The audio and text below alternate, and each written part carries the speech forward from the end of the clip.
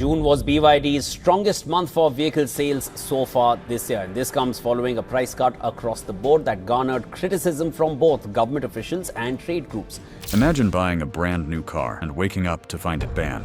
That's exactly what happened when BYD was blacklisted across the United States. Owners were blindsided. Dealerships collapsed. Trade-ins? Worthless. But here's what no one's saying. This wasn't about protecting consumers. It was about declaring war. So who really pulled the trigger? What were they trying to stop? And why are other car makers suddenly panicking? Stick around, because this isn't just the collapse of a company. It's the start of something bigger. The day BYD was erased. One morning, BYD had dealerships in over a dozen states. By nightfall, everyone was frozen, pending federal seizure. No warning, no countdown, just a flood of urgent emails, federal agents arriving at shipping yards, and dealership phones that would not stop ringing. In Florida, one BYD showroom manager recalled being locked out of the manufacturer's system mid-sale. In Texas, employees showed up for work only to find federal "do not operate" seals on their showroom doors. In California, a transport truck hauling a fresh batch of BYD Auto 3 crossovers was turned away at the port by Homeland Security. This was not a recall. This was not a regulatory delay. It was a full-stop emergency action, effective immediately. The United States banned all further sales, distribution, and servicing of BYD vehicles. The justification? National security. The execution? Swift, devastating, and designed for maximum disruption. Title transfers were frozen, financing deals were canceled overnight. Digital services like navigation, remote lock control, and diagnostics disabled remotely. BYD didn't even get to issue a press release before the narrative was controlled entirely by Washington. And what caught so many off guard was how quiet it all was. Until it wasn't. There were no rumors, no insider leaks, no slow drumbeat of suspicion, just silence and then seizure. But what triggered a crackdown so fast and so severe? The answer didn't come from the public or the media. It came from a windowless room inside the nation's most secretive office. The secret meeting that sparked it all. This wasn't a policy debate or public vote. It was a covert national security meeting, and what they uncovered changed everything. It happened less than 30 days before the ban. A classified intelligence briefing was delivered to a small circle of officials inside the White House Situation Room. Present were senior defense advisors, cybersecurity experts, and a handful of transportation regulators. The subject of the briefing was not BYD at first. It was broader, focused on data risks in foreign-made autonomous systems. But when the presentation shifted to a case study involving Chinese EVs operating in the US, all eyes turned to a single name: Build Your Dreams. BYD's vehicles, the intelligence community warned, were capable of collecting an unprecedented volume of driver data, including facial recognition metadata, geolocation behavior, and real-time camera feeds. Worse, this data wasn't just stored, it was routed through cloud infrastructure partially owned or monitored by entities with direct ties to the Chinese state. What made this meeting more than just a discussion was one simple detail. One of the data streams flagged by NSA systems had been traced to vehicles located within 5 miles of multiple military installations. The implication wasn't just unsettling, it was incendiary. Within 72 hours, a formal threat assessment was issued. Within 10 more, the president was briefed. What followed was a series of emergency consultations, and within 2 weeks, the order to ban BYD was finalized. No leaks, no chance to negotiate, just pure containment. Yet the real fear wasn't theoretical, because what these vehicles could do wasn't just a future risk. It was already happening, silently, on American roads. And when analysts dug deeper into the cars themselves, what they found only made things worse. If this story is already blowing your mind, hit that like button and subscribe right now. This isn't just about one car brand getting banned, it's about a global shift in power. And trust me, what's coming next? You're not going to want to miss it. Spy tech on wheels. The real fear wasn't the price of the car, it was the hidden eyes inside it. At first glance, BYD's electric vehicles seemed like marvels of affordability. With touchscreens larger than 15 inches, integrated dash cameras, and advanced driver assistance systems, they looked like Teslas for half the price. But behind the glossy infotainment systems was something US analysts hadn't seen before: an embedded architecture designed to operate far beyond normal EV software. According to internal findings obtained from forensic testing, BYD vehicles were equipped with communication protocols not disclosed in their user manuals or public documentation. These systems allowed for real-time two-way transmission between the car and remote cloud servers in mainland China. It wasn't just telemetry, it was raw user data, contacts, location history, even voice recognition samples. Cybersecurity specialists noted how easily the cars bypassed local firewalls, how deeply embedded the firmware was, and how obfuscated the code had become. What shocked many was that these functions weren't even necessary for standard operation. They existed existed silently, working in the background, without triggering alerts or consumer consent. A high-level official who reviewed the report described it as a Trojan horse on wheels. Another called it one of the most sophisticated surveillance vectors ever seen in a consumer product. This wasn't about one model or one software glitch. It was systemic, across the brand, across states, and across thousands of vehicles already on American roads. The implications were clear. National security was no longer about drones or missiles. It was about what sat in your driveway, and the people who already bought in, they were about to face consequences they never saw coming. Owners blindsided, dealerships destroyed. Some bought their BYD last week. Now they can't register it, sell it, or even service it. Within hours of the federal announcement, DMV offices in 16 states received orders to suspend all pending title applications involving BYD vehicles. Buyers who had financed a car just days prior were now stuck with paperwork that could not be completed. Others arrived at dealerships for scheduled maintenance, only to be told their warranties had been invalidated. Some BYD service centers were ordered to shut down mid-repair, leaving disassembled vehicles trapped on lifts. The emotional fallout hit fast. One North Carolina buyer who had purchased a BYD Seal the week before broke down on a local news broadcast after learning her insurance company was pulling coverage. In Arizona, a family attempting to trade in their BYD for a different model was informed that the car now had zero book value. For dealership owners, the impact was catastrophic. Inventory financing lines were revoked within 48 hours. Floor plans were frozen. Several BYD franchisees reported total operational collapse, hundreds of thousands of dollars in unsold stock, overnight layoffs, and no recourse for recouping losses. The ban did not just stop future sales, it turned current ownership into a legal gray zone. Questions poured in from confused buyers. Could they still drive the cars? Would local police enforce the ban? What about software updates or recalls? The government, caught between urgency and optics, had no answers ready. The betrayal felt by many owners wasn't just economic, it was existential. They trusted the system to protect them from bad actors. Instead, it handed them the keys to one, and then yanked the floor out from beneath them. But this wasn't just about broken promises, it's a story of political defiance. Because not everyone in America agrees with the ban, and one governor just declared outright rebellion, a state governor's rebellion. When Washington banned BYD, one governor said, "Not in my state." What followed? A constitutional showdown that may redefine the limits of federal power. In a fiery press conference, the governor of Arizona declared the BYD ban federal overreach and announced he would not comply with enforcement. His state agencies were ordered to continue processing BYD registrations and honor sales agreements signed before the ban. In his words, the federal government does not get to choose which cars Arizonans are allowed to drive. The move stunned Washington. Within hours, the Department of Justice responded with a formal cease and desist letter, warning the state of legal consequences. But the governor doubled down, introducing emergency legislation to shield BYD owners and dealerships from liability. The proposed bill includes tax credits, legal indemnity for dealers, and even a state-backed buyback program for stranded vehicles. National media erupted. Cable news anchors called it everything from a brave act of resistance to a dangerous undermining of national security. BYD owners in other states flooded Arizona government websites, asking whether they could transfer their vehicles or claim protections. Meanwhile, federal agencies scrambled to assess whether Arizona's defiance could open the door to lawsuits or even a Supreme Court battle. This isn't just a policy disagreement, it's the beginning of a war over who controls America's roads. As more states quietly weigh their own responses, one thing is becoming clear. The BYD ban is no longer a single event, it's a spark, and now the fire has reached Washington. The congressional meltdown. BYD didn't just divide America, it cracked open the Capitol. When the House Committee on Technology and Trade convened an emergency hearing on the ban, no one expected it to turn into a screaming match. Yet within 10 minutes of opening statements, that's exactly what happened. Lawmakers clashed bitterly over whether the ban was a smart national defense move or politically motivated hysteria. At one point, a congresswoman slammed her fist on the table and shouted, "You just stranded 60,000 Americans in software jail." The hearing was televised and went instantly viral. On social media, clips of lawmakers holding up BYD steering wheels and calling them spyware on wheels circulated like wildfire. News outlets dubbed the session the most chaotic trade hearing in recent memory. The drama didn't end there. A whistleblower from the Department of Commerce submitted documents suggesting the ban was rushed to distract from unrelated trade negotiations with China. Others claim the White House had been briefed on the software risks over 6 months earlier, but delayed action due to midterm elections. The perception of political theater has only deepened public distrust. Meanwhile, a bipartisan coalition is forming behind closed doors to demand accountability from both BYD and the federal agencies that approved its entry into the U.S. market. Some members are calling for a special investigation into how BYD passed national security clearance. Others want legislation requiring foreign automakers to submit their software stacks for review before entering the market. It's no longer just about one car company. It's about who's steering the future of American technology, law, and public trust. But the deeper war, that's still coming, because next we dig into the shadow players who orchestrated the fall of BYD in the first place. The threat Washington couldn't ignore. It wasn't one reason. It was a perfect storm, and BYD was the eye of it. In just 5 years, BYD went from a niche Chinese brand to one of the fastest-growing electric vehicle forces in the world. They were not only outselling Tesla in China, they were building factories in Mexico, eyeing direct expansion into the United States, and undercutting nearly every American EV manufacturer on cost. And it wasn't just price. BYD's vertically integrated supply chain, in-house battery production, and government-backed logistics made them agile, fast, and impossible to ignore. By the time Washington took action, BYD was on the brink of a major American rollout. Executives had already secured fleet deals, scoped dozens of dealership sites, and were preparing a high-profile launch of several low-cost models, some as cheap as $13,000. That would have shattered the pricing floor of the American EV market overnight. But it wasn't just the economic threat. BYD's expansion was backed by a robust network of Chinese state support, proprietary chipsets, and software infrastructure that Washington's intelligence officials flagged as a potential national security hazard. In other words, the threat wasn't only that Americans would buy BYD cars, it was that those cars would silently feed data, location logs, and usage patterns into systems far outside U.S. control. BYD's growth was happening too fast, too strategically, and with too much influence from the Chinese Communist Party. The Pentagon called it economic infiltration. The Department of Commerce warned it could spark irreversible industrial displacement, and internal memos from the Department of Energy described the coming wave as the Tesla Model 3 moment, but made in China and owned by the state. In Washington's eyes, BYD was no longer just a foreign automaker. It was a geopolitical weapon with 4 wheels. But if policymakers feared the storm, there were others who were quietly feeding it from behind closed doors. That's where the next chapter begins. The lobbyists behind the curtain. The ban wasn't just patriotic. It was profitable, and some of America's biggest companies wanted it to happen. While headlines framed the BYD ban as a matter of national security, the truth behind the scenes was more complicated and far more self-serving. Months before any official action was taken, a coalition of major U.S. automakers had already begun quietly lobbying Congress to take a hard line against Chinese electric vehicles. General Motors, Ford, Stellantis, all of them saw what was coming, and they didn't like it one bit. Internal documents later leaked from industry briefings reveal a coordinated effort to trigger a preemptive strike. Executives argued that the cost of competing with BYD was economically suicidal. Their calculations showed BYD could produce a comparable electric crossover for up to 40% less than a Detroit-built equivalent. That kind of price gap wasn't just uncomfortable, it was existential. So automakers did what corporations have always done when the market turns against them. They went to Washington. Lobbyists pushed the narrative that BYD posed a cyber threat, a jobs threat, a supply chain threat. They lobbied both parties, appealing to nationalism on the right and labor protection on the left. It worked. Suddenly, senators who had barely heard of BYD were calling press conferences to demand investigations. Think tanks received fresh funding to produce studies about Chinese automotive espionage. Trade organizations issued public warnings about the dangers of foreign vehicle domination. But perhaps the most telling moment came when a leaked memo showed Ford's Washington office had drafted a white paper outlining the urgent national interest in limiting foreign EV imports. That memo appeared nearly word for word in a congressional resolution passed just weeks later. The ban wasn't spontaneous, it was engineered, and the people engineering it weren't sitting in war rooms, they were sitting in boardrooms. The irony? As legacy automakers were fighting to keep BYD out, another group of American companies had already let them in, and the backlash was building. But it was nothing compared to what was coming from overseas. China's furious response. Within 24 hours of the ban, Beijing hit back, and what they targeted sent chills through Wall Street. China's Ministry of Commerce declared the ban on BYD a hostile act and immediately imposed retaliatory tariffs on key American exports, including agricultural goods, aerospace components, and cloud infrastructure software. The move wasn't just symbolic, it was surgical. It hit states like Iowa, Ohio, and South Carolina right where it hurt: farming, factory labor, and tech contracting. But that was just the beginning. Next came the blacklisting of certain U.S. companies from state contracts in China, followed by regulatory probes into Apple, Tesla, and Intel, all of whom had major business interests inside the country. By the end of the first week, Chinese media had dubbed the BYD ban a declaration of automotive war. Analysts began issuing warnings about an unraveling economic detente. Wall Street braced for volatility. Stocks in exposed sectors dipped. One prominent investment bank downgraded the entire U.S. EV sector to underperform. more, citing increased global risk and retaliatory uncertainty. Beijing also activated diplomatic pressure, calling on allies in the ASEAN bloc and parts of Africa to denounce the move. In private, sources suggest China has begun discussing the creation of a BRICS-aligned EV trade corridor that would bypass Western markets entirely, turning the BYD ban into a catalyst for a whole new geopolitical alliance. At home, American lawmakers declared the retaliation predictable. Abroad, it looked like a dangerous escalation. And inside the global auto industry, the message was loud and clear. The United States had just redrawn the battle lines. But even as global markets teetered, the full domestic consequences had yet to be felt. Because back in the United States, something unexpected was starting to unfold, and it had to do with every single car parked in someone's driveway. That's where the next chaos begins. The EV market just got redrawn. Within 24 hours of the BYD ban, global automakers began rewriting their American strategies. Behind the scenes, executives from Hyundai,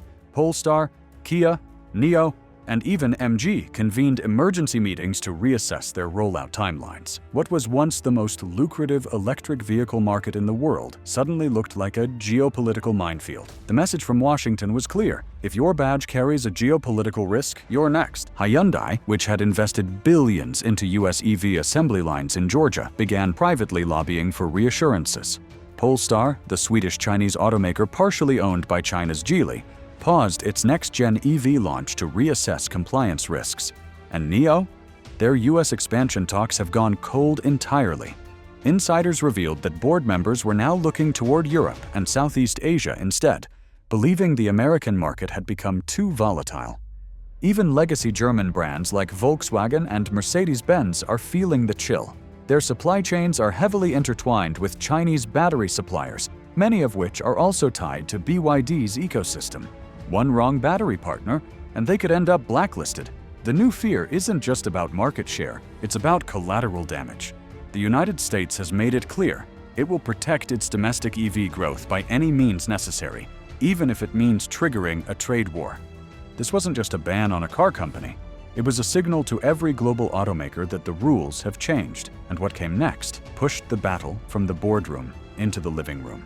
But this wasn't just a war over business strategy. It became a war over American identity itself, the culture war over cars. The moment BYD was banned, it stopped being just an economic headline and became a cultural fault line. Suddenly, owning a Chinese-made EV wasn't just a consumer choice, it was a political statement. Talk radio, news segments, and viral social media posts turned the BYD controversy into a referendum on patriotism. Were you supporting the enemy or fighting for American industry? Conservative lawmakers praised the ban as a bold move to protect national security and American workers. Progressive voices warned it was a xenophobic overreach that stifled global innovation. In rural states, BYD owners found themselves shamed on Facebook community groups. In urban areas, car enthusiasts debated whether Washington was weaponizing policy to manipulate the free market. It wasn't about electric vehicles anymore. It was about what they symbolized. The culture war has now wrapped itself around the EV industry. Red state politicians have begun pushing legislation to investigate other foreign-backed automakers. Blue state leaders, meanwhile, are calling for clearer standards and accusing the federal government of manufacturing panic. Some dealers reported customers asking whether their EV was American enough before finalizing a purchase. For a country long defined by its automotive heritage, the BYD ban has ignited a new form of car-based tribalism. Electric vehicles were supposed to unite the country around cleaner, smarter mobility. Instead, they've become yet another battleground in the ongoing war over identity, values, and power. But while the cultural fight exploded online, the financial impact hit much closer to home. And while Washington traded punches, millions of car owners were about to feel the fallout where it hurt most: their wallets. Used car values just collapsed. When the federal government pulled the plug on BYD, it didn't just ban new sales, it obliterated the resale value of every used unit on the road. Overnight, BYD models listed on used car platforms dropped by more than 60%. Dealerships scrambled to delist inventory. Private owners were suddenly holding assets that couldn't be sold, serviced, or legally transferred in some states. Banks and credit unions were hit hard. Thousands of loans on BYD vehicles are now underwater, with owners owing more than the car is worth by double-digit margins. Some lenders are quietly forgiving balances to avoid litigation. Others are demanding full repayment, leaving families stuck with vehicles they can't afford to keep or legally offload. In one shocking case, a Florida couple who bought their BYD Honda sedan 2 weeks before the ban were informed by their lender that the car was now classified as unsellable collateral. But the damage didn't stop with BYD. Panic spread to other foreign-branded electric vehicles. Rumors began to circulate that Polestar and NIO could be next. Used prices across multiple brands dipped 5 to 10% in a single week. Even Tesla saw a temporary dip in trade-in value as uncertainty gripped the market. For the average consumer, it was a wake-up call. The resale market for electric vehicles is no longer just about battery health or mileage. It's about geopolitics. A car bought in good faith could be rendered toxic by policy. And that fear? It isn't going away anytime soon. But if American drivers thought the fallout was bad, they hadn't yet seen the wave building overseas. The global backlash begins. The global reaction to the BYD ban wasn't passive. Within days, governments in Europe, Southeast Asia, and South America began issuing statements of concern. China accused the United States of economic warfare. The European Union, which has long struggled to balance trade with both the US and China, suddenly found itself caught in a geopolitical tug-of-war. In Brazil, officials criticized the ban as a reckless disruption of free trade and began exploring expanded incentives for Chinese EV manufacturers. ASEAN nations, already benefiting from Chinese production hubs, signaled support for BYD, inviting them to scale local operations. In a dramatic move, the African Continental Free Trade Area fast-tracked approval of a BYD battery plant in Nigeria, framing it as a win for global diversity and innovation. Meanwhile, Germany and France issued mixed statements. German automakers, heavily invested in Chinese supply chains, quietly lobbied against expanding the ban to EU markets. French officials warned the United States that unilateral bans could fracture the West's climate transition goals. The message was clear. Not everyone was on board with America's scorched earth strategy. For China, the BYD ban became a rallying cry. State media portrayed it as proof that the US cannot compete fairly, and for developing nations, it became an opening. Countries previously sidelined in the EV race suddenly had leverage and were eager to welcome the companies America rejected. In trying to isolate one automaker, the United States may have catalyzed a new global trade order, one that could reshape not just the car industry, but the balance of industrial power. What happens next won't just determine who sells the most cars, it will define the future of economic power, national identity, and the very road we drive on. A ban, a rebellion, a trade war. And that's just this story. If you're ready for the next chapter in the automotive revolution, like this video, comment with your reaction, and subscribe. The fight over our roads is just getting started.